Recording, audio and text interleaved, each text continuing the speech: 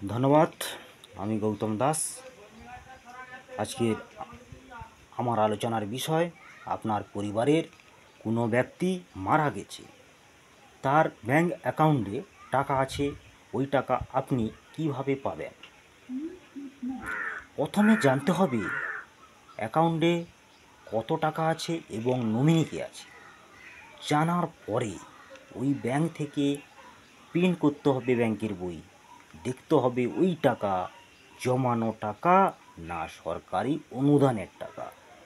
যদি জমানো টাকা হয়, মৃত ব্যক্তির মৃত্যু সার্টিফিকেট, ওয়ারিশান সার্টিফিকেট, ব্যাংকের বইয়ের জেরক্স এবং যে কজন নমিনি আছে তাদের ভোটার আধার প্যান এবং ওই ব্যাংকের পাসবইয়ের জেরক্স, আপনার এলাকার দুজন সাক্ষী হিসাবে ভোটার কার্ড, আধার কার্ড জেরক্স দিয়ে আবেদন করতে হবে ওই ব্যাংকে। করলে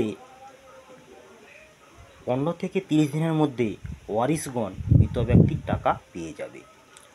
যদি সরকারি অনুদানের টাকা হয়,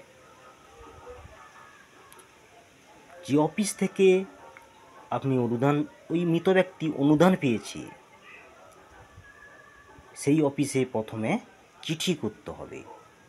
তারপরে ব্যাংকের অ্যাকাউন্টে নমিনি কে আছে জানতে হবে।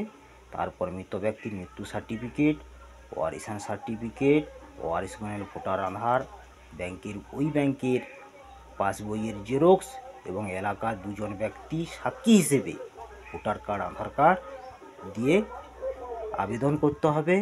আবেদন করার 15 থেকে 30 দিনের মধ্যে টাকা পেয়ে যাবে। বিশেষ কিছু জানার হলে আমার সঙ্গে যোগাযোগ করবেন। আমার কন্ট্যাক্ট নম্বর 7864818864।